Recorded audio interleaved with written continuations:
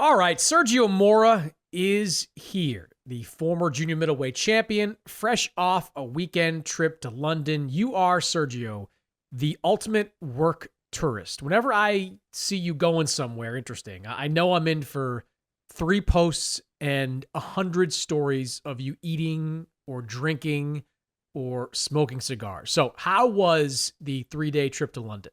Well, first of all, it's part of our DAZN contract to have to, post our trips and post things about boxing. So it's in our contract. Why don't you try reading it for once? And two, I had a wonderful host in Ade Oladipo. Ade just took care of me. Awesome guy. Dinner, breakfast, lunch, took me places. Ade, love you, bro. Okay. Is it in our contract for you to post every one of your meals at every one of these bars that you stop in on? Is that in the contract? Did I miss that fine print? Listen, man, I'm learning from these young influencers, all right, how to extend my popularity. But yes, absolutely. We gotta keep posting the zone boxing hashtag all the time. All right. Well, glad you're back there. We'll be traveling someplace new, I'm sure, in the very near future. On this episode, Sergio, I do want to talk about the finalizing of some big fights. You've got Conor Benn and Chris Eubank, done deal. Devin Haney, Ryan Garcia seems right on the brink of being a done deal. Canelo Alvarez, Terrence Crawford, right there at the goal line of being a done deal. Turki Alalshikh on a fight signing spree. We're going to talk about that. We're also going to talk about Deontay Wilder against Anthony Joshua. Is that something that you're interested in? And some news on Errol Spence and Sebastian Fundora. That breaking just before we started this podcast. We'll talk about that as well. But let's start, Sergio, with the Conor Benn, Chris Eubank fight, which I talked about earlier in the week. It was getting very close to being finalized. Now it is here. A 2-fight deal between Conor Benn and Chris Eubank Jr., according to reports. The first fight between these two guys is going to be in April in London. You and I talked about whether or not Chris Eubank was the right fight for Conor Benn. How do you feel about it now? That is a done deal. I mean, look, you got to respect the fact that these guys don't want any kind of tune-up. Eubank doesn't want to extend his popularity anywhere else. They want this fight to happen. They have a lot of history. They hate each other. Their fathers fought. I mean, it's all there. Plus, they're going to get a big purse. They're gonna get that Saudi money. So this is prize fighting. You gotta take the biggest fight for the biggest pay possible. And I think that's what these two are doing. So I respect that. And it's the right time. It's never gonna get any better. I mean, the money's there. The size of the event is there. People are wanting this fight. So yeah, the time's now, man. I'm happy for them. Yeah. The way it was described to me is that this is life-changing money for Conor Benn, who has had to spend a lot of his own money over the last couple of years trying to prove his innocence to the British Boxing Board of Control. He spent a lot of the money, Sergio, that he's made up until this point in his career. Now he gets an opportunity for this grudge match, the two sons of the British greats going at it years later. Obviously, a lot of bad blood between these two guys, but most importantly, he is getting a career-high payday for this fight. So good for him for that. I will say this, and I brought this up earlier in the week. I don't see a path to victory for Conor Benn in this fight. I don't think Chris Eubank is an all-time great by any stretch, but he is a natural 160-pounder who, outside of that one fight against Liam Smith, has shown a pretty good chin, and he can punch. Whereas Conor Benn has never fought above 154 pounds. And in the fights we've seen him above 147, whether it's against Rodolfo Orozco or against Peter Dobson, the power we saw at 47 just wasn't there. So I believe the animosity is real. I believe the buildup is going to be great. But if you're asking me if I see how Conor Benn wins this fight, I don't see it. How do you see this fight playing out? Look, there's always a path to victory. I didn't expect Liam Smith to have a victory against Eubank, and that's exactly what happened. He's a natural 154 pounder. Yes, Conor Benn is a natural 147 pounder coming up against a big fight. I mean, Eubank has fought all the way at super middleweight and picked up a minor title there. So yeah, he's a naturally bigger, stronger guy, but he's also the older guy, and he has been knocked out before. He has been rocked. He has been, hit by the bigger punchers. He might not he might not knock him out, Conor Benn, but I could see him have a path. I could see him outpointing. I could see him hurting and rocking Eubank where he shells up. I could see Conor Benn on the front foot, just banging away at the gloves, just banging away at whatever Eubank is doing, but not really nothing big landing. I could just see a points victory for Conor Benn. I don't see him knocking out Eubank. No, I don't see him knocking out Eubank either because, look, again, that Smith fight, the first fight, was the worst of Chris Eubank Jr. But I think that fight had as much to do with Eubank Jr. kind of being a little screwed up from all the things that happened with the Conor Benn situation in the first fight. He took that Liam Smith fight his next time out as kind of a replacement fight.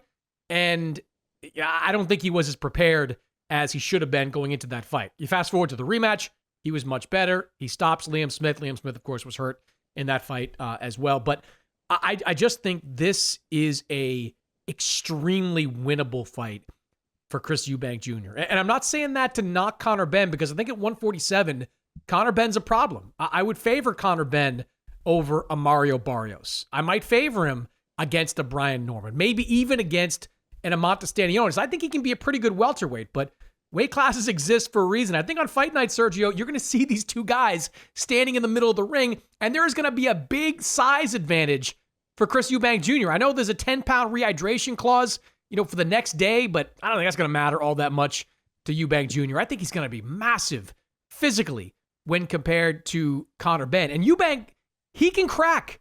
Like, Eubank's got some power. We saw a little bit of that against Kamil Szeremeta. And yeah, Kamil Szeremeta, long since washed. But Chris Eubank, against some decent competition, has shown some pretty good power. And the one thing, it's what we've talked about in the past, Sergio, the one type of fighter that we have not yet seen Conor Benn in with has been a puncher. You look at his previous opponents, the Chris Algiris, Adrian Granados, Samuel Vargas, good fighters, solid guys, but not punchers. What happens when Conor Benn is in the ring with a bigger, naturally bigger, stronger, real puncher? I think that, to me, is the big question coming into this fight. Yeah, and Eubanks has a big right hand. I mean, I think his sneakiest punch is a right uppercut. And I think if Conor Benn gets hit with either of those punches, we're going to find out how he reacts. But that's $1 million question that we always have for these young undefeated fighters. How are they going to react when they're hurt, when they get cracked, when they get dropped, when they get cut?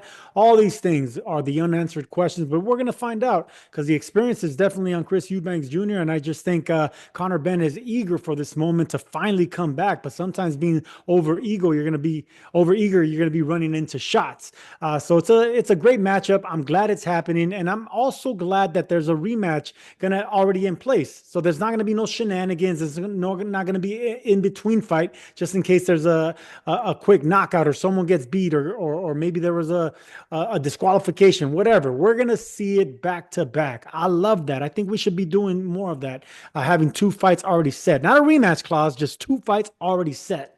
I mean, it's a great thing. No, I mean, what's the difference, though, between a rematch clause and well, because you already agreed to the money. You already agreed when you're going to fight, pretty much. It's usually what happens with a rematch clause, too, though. You already agreed to. You don't agree on the person on the rematch clause. You agree on the opponent, the weight, and usually the date, but not the money. The money's always going to be able to change that. But when it comes to already having a second fight in line, you can bet the money was already arranged. I mean, maybe, but like Andy Ruiz had to fight Anthony Joshua again for largely the same money. Devin Haney had to fight George Kambosos again for largely the same money. Use these contracts play out. But I do agree with you that having a 2-fight deal in place is good. And reportedly, the second fight would take place before the end of 2025. So we get to see it relatively quickly. I'm not so sure, though, Sergio, we're going to see it because I've just got a bad feeling in this fight for Conor Benn. I've got a bad feeling. I think Eubank is kind of playing possum a little bit. He's kind of been little brother in Conor throughout the last couple of years. You saw the interaction between these two guys in Saudi Arabia. It was captured by all the video cameras out there where Chris Eubank is kind of smiling at Conor, and Conor's really visibly annoyed by Chris Eubank Jr. There is genuine dislike from Conor Benn to Chris Eubank Jr., whereas Chris Eubank is kind of just like playing the whole he's beneath me card. I think Eubank might, with his veteran experience, might be able to use that to his advantage. I would like to see Eubank, though, come into this fight right. And what I mean by that is I want to see him go back to Brian McIntyre, to Bomac, to that camp in Omaha, Nebraska. He didn't go back to Bomac for this last fight. Just a one-off with Bomac from the Liam Smith fight, the rematch that he performed extremely well in. That was, as you might expect, an issue of money between those two guys, but there's a pile of money on the table for this fight, Sergio. He's going to make a ton of it. There's no reason why he can't pay Bomac to come back and work with him this time around. And Eubank, he's bounced around between trainers over the years. I know you hate that, and Eubank has not been able to keep a trainer more than for a few fights. So I'd love to see him go back to Bomac and work with the experienced guy, go to Omaha, get his mind completely right. Because I think if his mind is right, again, it sounds like I'm disparaging Conor saying this, but I just think at this weight, Eubank is too much for him. So I think if Eubank is right, I think he can have a relatively easy night at the office. I don't know about easy, but yeah, I think he's going to be the favorite. And the thing about Conor Benn, his frustration, his resentment towards Eubank, that's real. That hate is real. There's something unlikable about Chris Eubank Jr. All right. I don't know if it's, that he's cut off his father's cloth. They carry themselves with this aura of arrogance. Like, I'm better than you. You are all beneath me. That British accent that they have is just even worse. Just some guys are unlikable. You know a lot about that, Mannix. So I love the fact that they have that. I love the fact that they have that because Conor Benn, he's a mean dude with this chip on his shoulder, and then you got this British guy cut out of royalty, boxing royalty, and Eubank. So it sells, man. It definitely sells. I'm in.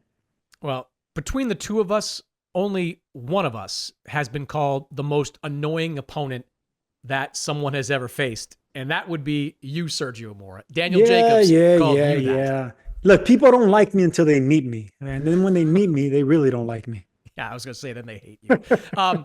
Let's talk about the Devin Haney, Ryan Garcia negotiations, because at this time last month, and even last week, there were a lot of questions about whether or not we'd see Devin Haney and Ryan Garcia in a rematch. Every interview that Oscar De La Hoya has done over the last couple of months has suggested that he doesn't think that Ryan Garcia needs to fight Devin Haney. I disagree. Most of the public disagrees for a lot of reasons, but Oscar wasn't into it. Ryan Garcia was refusing to use VADA, get some testing. He didn't seem to be all that into it. There wasn't a lot of reasons to be optimistic that these two guys would get in the ring in 2025. Now, enter Turki Alalshikh again, and we have a 3-fight deal with Ryan Garcia and Devin Haney involved. According to reports, Ryan Garcia and Devin Haney will fight on the same card in May, which should be interesting. And if both come through that fight, those fights unscathed, they will meet again in the fall in Riyadh in the opening of the Riyadh season. So, Sergio, if that fight goes the way of, I believe, Devin Haney, there'd be a 3rd fight between those two guys. So we could potentially see Ryan Garcia and Devin Haney intertwined for the next 18 months, if you think about it. Are you happy that this is the path that both Ryan and Devin are on? Well, we're going to find out if Haney could come back and win, on even terms like he says he's going to do, then yes, I'm glad that this is going to be a potential exciting trilogy. But if that second fight goes exactly like the first with all the tests and everyone made weight and everything was on even terms and Ryan Garcia still lays them out and still dominates them and puts them on his butt and it goes the distance, then I don't want to see the third one. No one's going to want to see the third one. So then it's a waste of trilogy money and Saudi money that can go in another direction. Ryan Garcia is willing to face anybody. And we know that this division, 147, is loaded, man. I want to see the Haney rematch, but I also want to see Teofimo. Then I also want to see a rematch with Tank. I want Ryan Garcia to be facing everybody. I want him to face Boots Ennis. There's so many people I want him to face. So unless Haney comes back and does something great, then yes, bring on the trilogy. You deserve it. But if you're going to be just, wiped out, just like you did the first fight, come on, man. You're holding up the welterweight train. There's greatness to be captured by one of these guys. And Haney, if he doesn't win big, it's going to be him holding it up. Okay, I would first remind you that even though all the highlights in the first fight favored Ryan Garcia, that was a competitive fight. One judge had it even.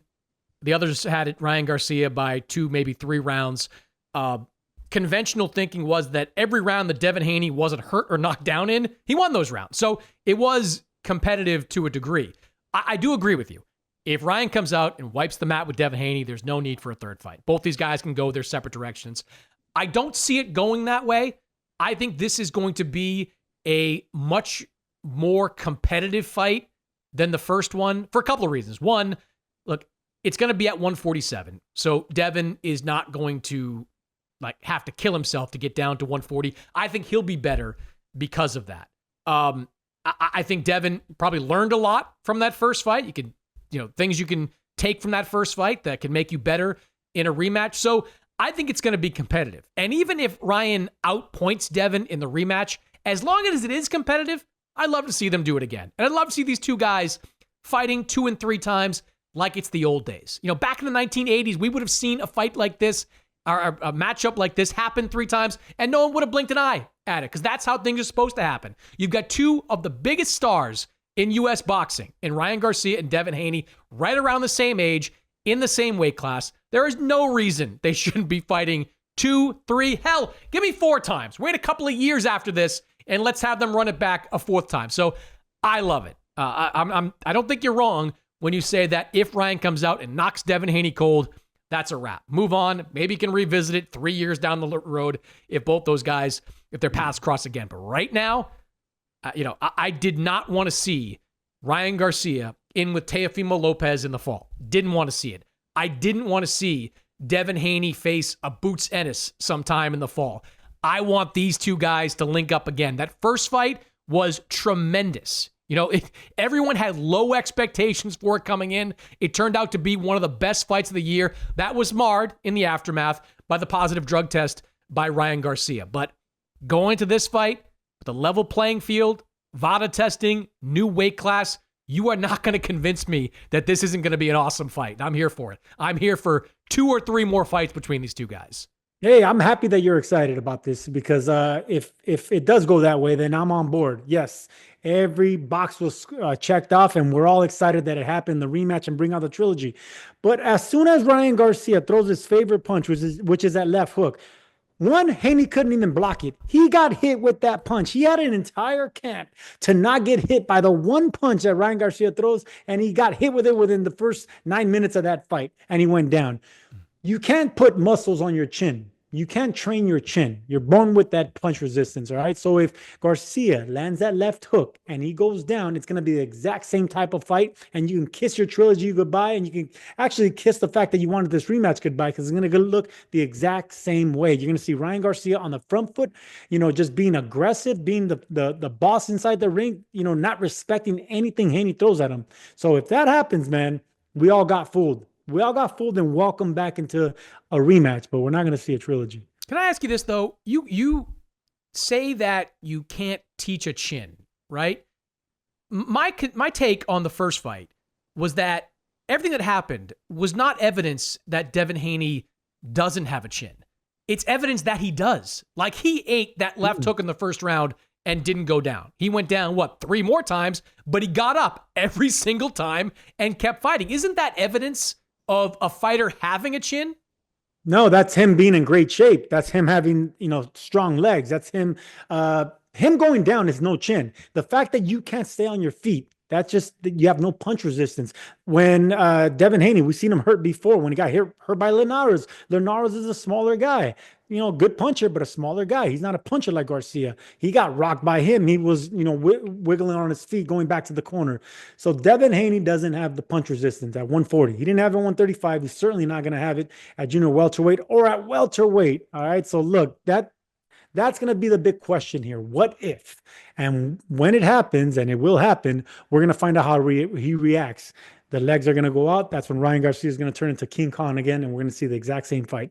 Yeah, I disagree on that perspective on this, because how many fights have we called with Ryan where he's landed that left hook and it's been good night, lights out?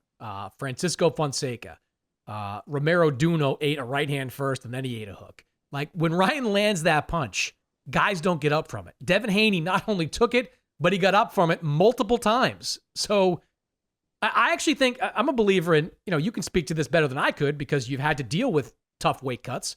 I think not having as tough a weight cut is going to make Devin's chin a little bit better. It's going to make his punch resist a little bit stronger. You know that weight cutting and chin, there's a direct correlation there. If you don't cut weight in the right way, if you're cutting too much weight, it affects your chin. It probably affected Devin in that Linares fight. He was a huge 135-pounder. And by the way, Linares is not some pillow-fisted lightweight. He is a hitter at that weight class. I think Devin at 147 is going to be, his punch resistance is going to be better. I think his legs are going to be sharper. I just think he's going to be a better fighter. Not to say he can't get knocked out, because Ryan can knock out everybody. I just think that he's going to be really competitive in this fight. I think it's going to be a great fight. That's why it's intriguing. That's why it's intriguing. But look, just to answer your question, when you're dehydrated, when you're bone dry and struggling to make weight, yes, it's going to take away from you being able to take a punch, 100%. But we've seen Haney, be hit by other guys before and react kind of funny. He doesn't like getting hit. No one likes getting hit. Don't get me wrong. But Haney reacts a little funny when he gets hit. Either his knees buckle or he shells up or he starts moving a little bit too much. That is a sign of a guy that doesn't want to get hit by anything, especially by a guy in Ryan Garcia that's already dropped you, a handful of times. So this is gonna be a mental test for Haney, not only a chin test and a heart test. It's gonna be a head test for Devin Haney. He's already been down. He's already gotten up. He's already gone through all the criticism, all the people that turned on him, all those emojis and those pictures that we see online of people making fun of him. All that's sticking to him. So that can turn into fire and hunger, or it's gonna be like, oh, I remember this. I don't want to get hit by that again. He shells up, and Ryan Garcia looks like the king of the hill again. I agree with you on the mental part. Even though the fight was competitive on the scorecards, there's no denying Devin took a beating in that fight. Yes, he did. So can he get past that? Is he young enough to move past that? Now, he's saying all the right things. He's the one that pursued the rematch the hardest. He seems like he's into it. We'll find out, though, on fight. That's what makes this fight so good. I'm so glad these two guys in their mid-20s are going at it once again. And I hope the second fight is ultra competitive either way. I hope we get a third fight. I hope these two guys were amateur rivals. We talked about this ad nauseum in the build up to the first fight. Like, these guys have a long history in the ring together. I hope that history continues for years to come. These two cards that I just talked about, Sergio, these two big fights, all part of the Turki Alalshikh signing spree. The Saudi head of the General Entertainment Fund, the money coming from Saudi Arabia, Turki Alalshikh has put his money where his mouth is. He came out and he said, hey, I want to make all these fights in 2025. So far, we have Conor Benn, Chris Eubank Jr., done deal. Devin Haney, Ryan Garcia, close to a done deal. Terrence Crawford and Canelo Alvarez, most people I talk to believe it's going to happen. There could be an interim fight in between for both these guys, but it's more likely than not that we get Crawford versus Canelo in the fall of 2025. What do you think of this fight signing spree that Turki Alalshikh and Saudi Arabia is on right now? Man, I love it. I love the fact that fighters are getting big paydays. We're getting the biggest fights possible in boxing, and the sport is shining. I mean, it's always shining. But I've been here before, Chris Mannix. All right, I've been here before. I've gone through this influx of money. The Contender, NBC, big network money came into boxing in 2005. I reaped those rewards. And then afterwards, it didn't pan out. We still got a champion out of the Contender, but it didn't pan out as far as a promoter. But I saw it again, 10 years later with PBC and Al Heyman. They came and got all the networks on board. Every network you could think of on television, they had it, so we've seen that influx of money before. Now we're seeing it, but the best are fighting the best. That's where NBC failed. That's where PBC failed. The best weren't fighting the best. It was just a lot of fights. Yes, we had boxing, free boxing for all was a motto, and we had it on every channel. Yes, but we didn't get to see the fights that everyone wanted. Now that's a different story, because we got the Saudi money, we got the Saudi power, and then we got these guys willing to fly all the way to Saudi Arabia or anywhere else just to get that big fight purse. I'm on board, man. I don't care. I don't care if you're the biggest hater, the biggest critic. I do not care. If the best are fighting the best, bring it on. And the fact that Turki Alalshikh is actually thinking about going to the Congo to put up fights in Africa, to think about China. He's already put fights in London. He's already had one in LA. He's going outside the Saudi Riyadh season. Now it's just the ring, so I think there's big plans, man. And I'm just excited for the future of boxing. Yeah. What Turki Alalshikh is going for is the UFC model, where losses don't matter. Now, a lot of promoters have talked about transitioning boxing into that model. Dana White has talked about getting into boxing and transitioning it to that model. But no one has had the capital to do it. And that's what Turki Alalshikh has right now. He has the money to make all these big fights and make losses irrelevant. And what my hope is that we get these big fights in the short term, but over the long term, fighters start to embrace this idea that they can be great fighters without being undefeated. Because the truth is, outside of Floyd Mayweather, nobody retires undefeated. Muhammad Ali had 5 losses on his resume. Sugar Ray Robinson, widely regarded as the best fighter of all time, 19 losses on his resume. Oscar De La Hoya, Manny Pacquiao, Hall of Famers, first ballot, all-time greats. They all had losses, and nobody cared, because all we care about is seeing these guys in big fights. So if Oscar De La Hoya loses a couple of fights to Shane Mosley, it doesn't affect his box office appeal when he goes on to fight Floyd Mayweather. If Muhammad Ali loses to Joe Frazier, doesn't affect the interest in them seeing him against Frazier in a rematch. Okay, Chris Mannix. Enough with the history, the boxing history. I get it. Yes, you're absolutely right. But it takes big money for these big name fighters to do that. And finally, we're getting that influx of money in. So I just think, But Sergio, if you would just let me finish my point. If you would just let me get there. The point is that fighters are still conditioned to believe that the perfect record is the end-all, be-all. And I hope that we come out of this, 5, 10, 15, 20 years from now with fighters shedding that. Now, Floyd made billions off of that, like literally billions. Like he became the most successful boxer business-wise that we've ever seen. He based his entire image on being undefeated, the best ever, 50-0. Kudos to him, but there can only be one Floyd Mayweather, as he said many times. Everyone else should be charting a different path. They should be looking for the biggest and the best fights out there, and that's what's going to make them rise to that top level. That's what's going to give them the kind of fame that a lot of fighters in UFC currently are enjoying. Like Conor McGregor. How many losses he have? I don't even know. But the next time Conor McGregor gets into the cage, there will be millions of people that line up to put down $75, $80 to watch him ultimately fight. So my hope, to bring it full circle, is that we come out of this with boxers embracing a new mindset, not worrying so much about maintaining that perfect record, but worrying more about being in all these great fights. That mindset's not going to go away. No one wants to get beat, man. We don't want to lose that 0. We want to be introduced as the undefeated champion of the world. We want to get to the world championship without a unscathed or unblemished. I did it. I got all the way to the WBC championship with no zeros, man. There you go. That was my dream come true. Of course, I lost to the very next fight, but who cares? I got to the top without no one beating me. That's what fighters want to do, man. They don't want to have one knockout loss. They don't want to have a bad loss, then get to a world championship because you already got beat by a lesser than opponent. Yes, you want a title, but that makes you a titleist, a world titleist. It doesn't make you a world champion, all right? That's the difference in those two things. And what you're getting to with this whole doesn't matter with losses is a league. You mentioned the UFC and the MMA. They have their own league, so they can actually take care. There's no promoters. It's just everyone under one umbrella. And if boxing gets there, yes, it's going to be the best fight and the best, but it's going to be a lot of money that has to be invested in that league. So if it happens, yes, it's going to be the ultimate thing for boxing. And I think it's in the long run.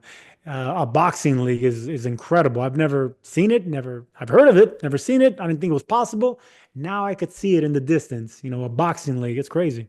Yeah, there are serious talks about that. The New York Times reported that TKO, which is the company that owns WWE, UFC, it has employed their Nick Khan, who's one of the great deal makers in all of boxing, that they could be, putting together this type of league. I don't know too many of the details, and we'll talk probably more about that as we get some more of them. But that certainly would go a long way towards improving the sport generally. Because look, guys, what do they fight, Sergio? 2 times a year, most guys? I mean, last year we had a bunch of guys fighting once a year. If you're going to fight 2 times a year, those 2 fights should be great fights. Like, if you want to take one gimme, make it the 3rd fight of the year. Remember when Canelo fought, And I think, did he fight Golovkin twice in the year? But no, he fought Golovkin in September and then came back on the first DAZN show against Rocky Fielding. Like, if you want to fight a tough fight against Gennady Golovkin in September of 2018 and come back against Rocky Fielding in December of 2018, more power to you. But if you're just fighting May and September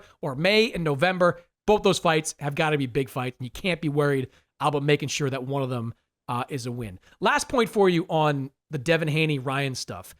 Part of this agreement is that Devin Haney and Ryan Garcia are going to pause these this lawsuit that Devin Haney filed against Ryan Garcia for the positive test for Ostarine. There was a lot of criticism of Devin Haney for filing this lawsuit to begin with. What do you make of his decision to pause that lawsuit and effectively let it go away, assuming this deal with Ryan Garcia comes together? It was the right thing to do, because what did I say last time? Snitches get stitches, man. It's about time. Boxers don't sue. I mean, every world champion, every fighter on the top skill, when they heard Devin Haney talk about, taking this fight to court, everyone criticized him. Everyone started talking nonsense and talking bad about him, because we don't do that, man. We don't talk like that. Leave that to the legal team. Leave that to the managers and the promoters and everyone else. He's not representing himself in court.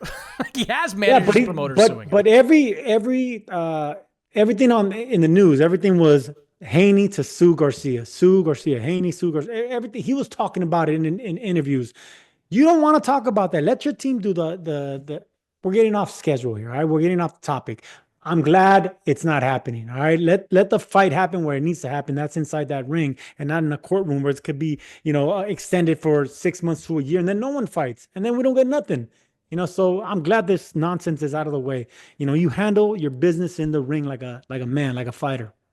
Look, I do think that there is some merit to using the legal system when someone cheats in that way. Boxing, I'm not telling you anything you don't know, is an incredibly dangerous sport.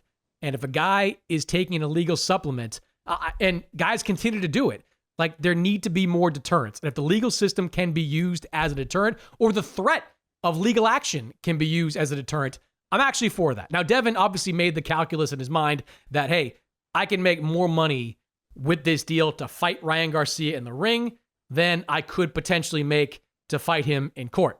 It's his decision. More power to him.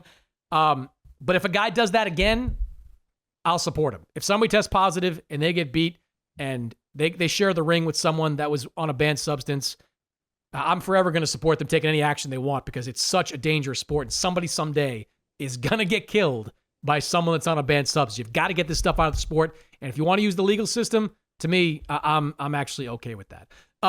Couple of things that I want to talk about. One, the talk between Anthony Joshua and Tyson Fury is now on hold with Tyson Fury's decision to retire. I got into that decision earlier in the week.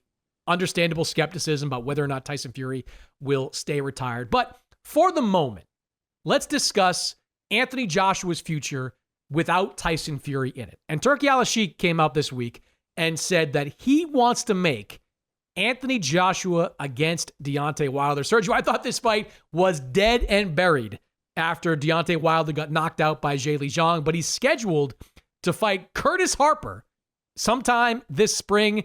If he beats Curtis Harper spectacularly, there does seem to be interest in finally making AJ against Wilder at this stage. In 2025, with both these guys in their mid to late 30s, do you still want to see AJ against Wilder?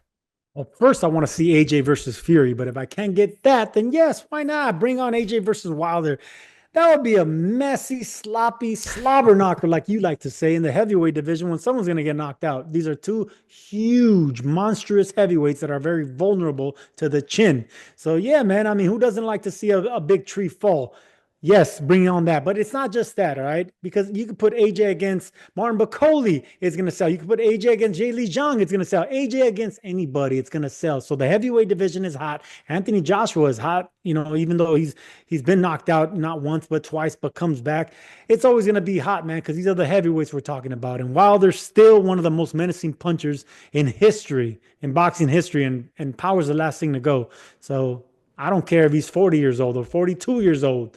That bomb squad behind that right hand is always going to be there. As long as he can come back and get a win and show that he could still beat certain guys and knock out certain guys, then yes. But if he's gonna go from loss to loss to loss like he has been doing in his last 5 fights, I think he's like 4 out of his last 5 has been losses. Then no, I don't want this man to have any kind of brain injuries. I don't want to have any physical ailments. I don't want him to suffer anything. All right, so I need him to come back and get a good win and get some confidence in that knockout power. Then absolutely bring on AJ or anyone else. If he can't beat Curtis Harper, that's a wrap.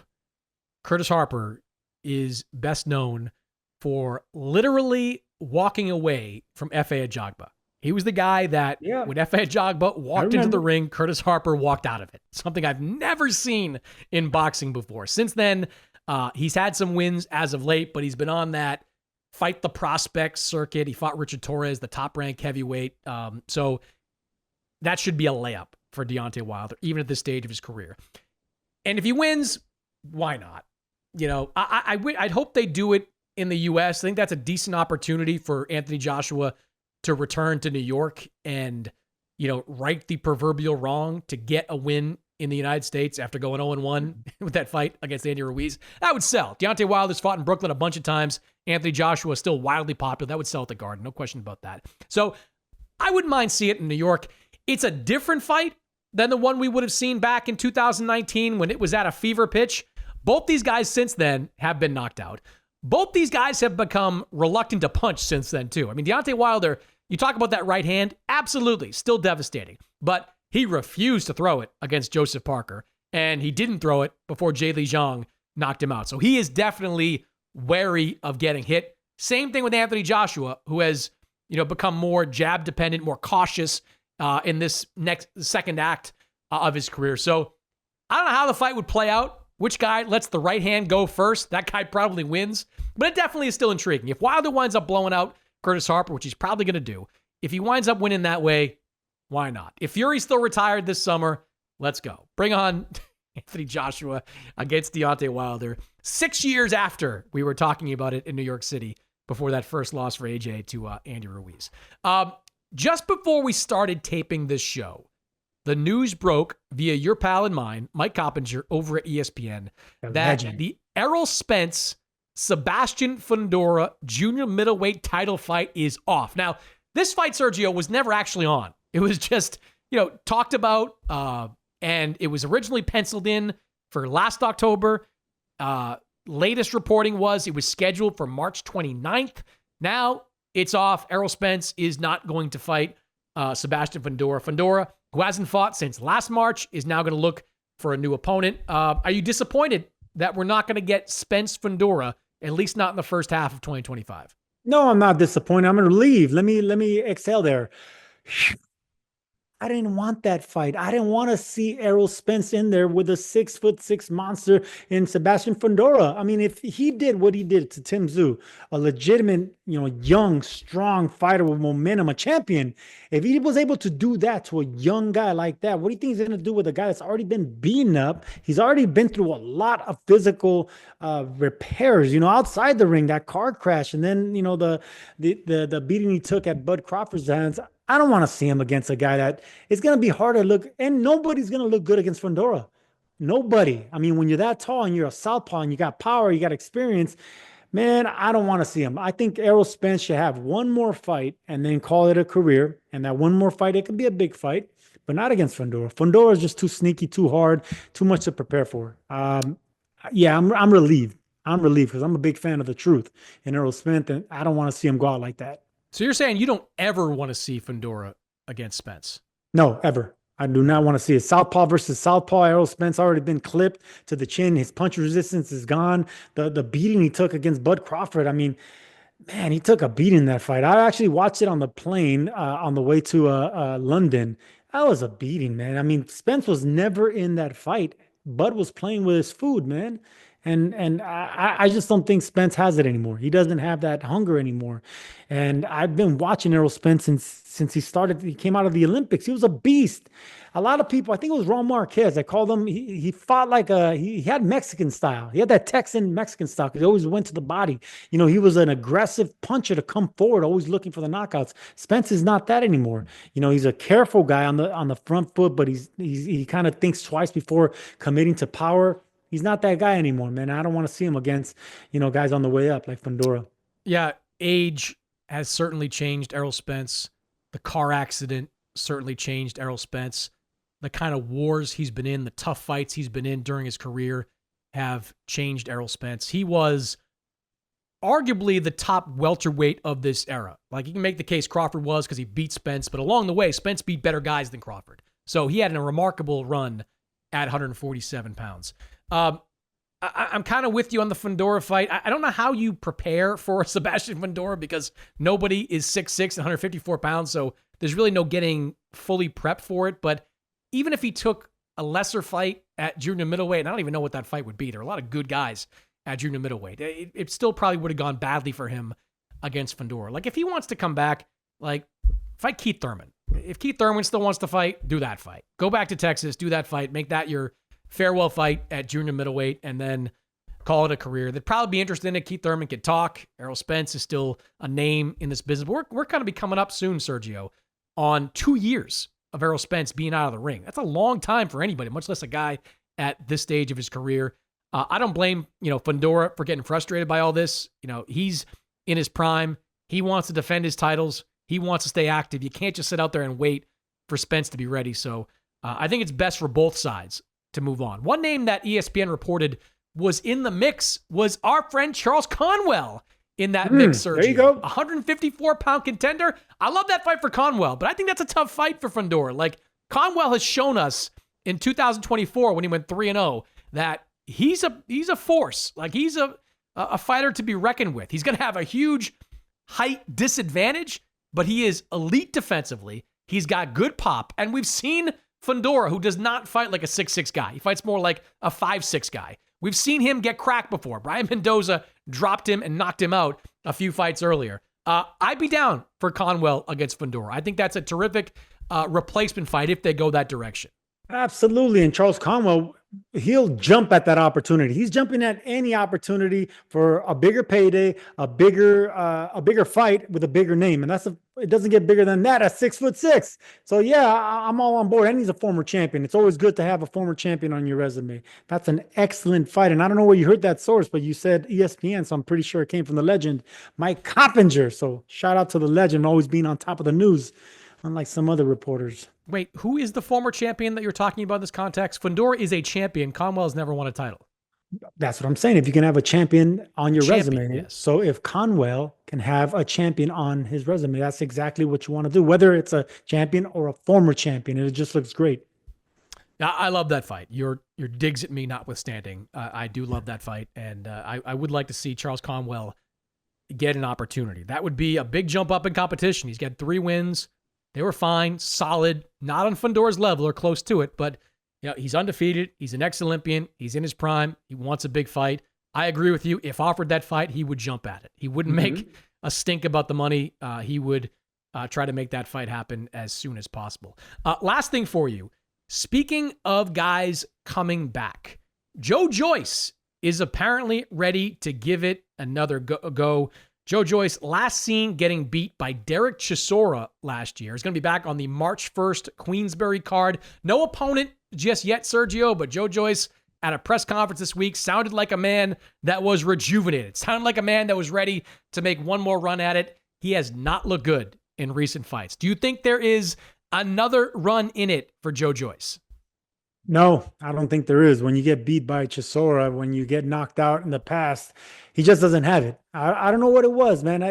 I expected a lot from Joe Joyce, especially after he stopped Dubois, because there were 2 monsters fighting. But sometimes when 2 monsters fight early in their career like that, they both get a little taken out of them. It just happens. I think about, James Kirkland, Alfredo Angulo, and both of them were monsters and knocking out everybody. And then they fought each other. And then they took away from each other. Neither was the same after that. Same thing happened with Joe Joyce and Dubois, even though Dubois came back and rejuvenated nicely. But I don't think Joe Joyce has it anymore. I don't think he can take a punch. I don't think he has the confidence of a big man anymore. He's very athletic. For a big fighter like that, he can do backflips. I mean, he was athletic. He was actually a hell of a big man that knew how to use his legs. But I just don't think he has the mental toughness. I just don't. I don't like the look in his eye anymore.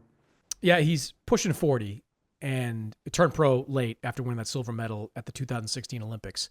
And where he is now, I think, is the result of a career spent leading with his chin. Like, he trusted his chin for a long time, and it worked out for him. He won some big fights, most notably against Joseph Parker, because he put pressure on. Like, he could take a punch, and then he would just hunt you around the ring. And that worked out for him really well early in his career.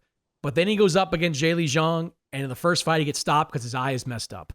Then he gets a rematch with Zhilei Zhang, and he is flattened by a right hand from Zhang, the right hand from hell from Zhilei Zhang that sent Joe Joyce down to the canvas. He won a fight against Cash Ali, whoever that is, and didn't look great in that fight. And then he goes out and loses to Chisora because he got knocked down in that fight too. So I don't have any reason to believe that pushing 40, there's another run in it for Joe Joyce. If he wants to fight some low-level guy on this Queensberry card, fine, make a couple of bucks. But if you're talking about putting Joyce in with some of the bigger names at heavyweight, even a rematch with Dubois, I'm sure there'd be UK interest in a Dubois-Joyce rematch because of the way the first fight ended, which was rock bottom at the time for Daniel Dubois.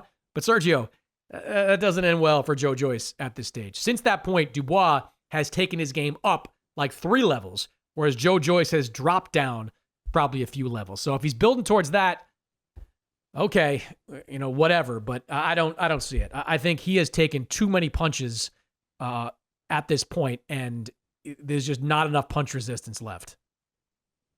I don't want to see it. I don't think we will see it. And Father Time is undefeated. And yeah, once you're in those 40s, you're not going to get big fights, man. You're not going to get big fights. And if you do get big fights, it's going to be to your detriment. So Joe Joyce, I don't even think he had a great career, man. I just think he was a letdown from the Olympics. But that's what happens, man. Not everyone's meant to be a champion. I don't know if it was a letdown. I mean, he beat Dubois, big win. Beat Joseph Parker, big win. Beat Carlos Takam, who at that time had a little bit left. So he's had some. Beat Brian Jennings. That was a good win for him back in 2019. So he did have some. I think he got close to the most out of his talent. He never had that true world title shot. Who knows how it would have gone in his best years against someone like Tyson Fury. He probably would have lost that fight, but I think it would have been interesting given the size of both these guys and the power of Joe Joyce. I think he got close to what he could, considering when he started his career, his pro career, and kind of the punishment that he took. So I don't think he did. I remember doing a show with you, 5-6 years ago, early in the jab days, and I told you Joe Joyce was going to have a higher ceiling than Daniel Dubois. I liked that he had Ismael Salas, a great Cuban trainer, in his corner. He fought really. He had the feet of a middleweight. He was real light on his feet, but he had the power of a heavyweight. I just thought he was going to be something special, and obviously I was wrong. And it happens. And Dubois is the one that surprised everyone, not only with his power, his commitment, but his courage, able to bounce back from being stopped. And it takes a lot of heart. It takes a lot of heart and a lot of character for fighters to do that. Dubois proved me wrong. What year did Father Time defeat you?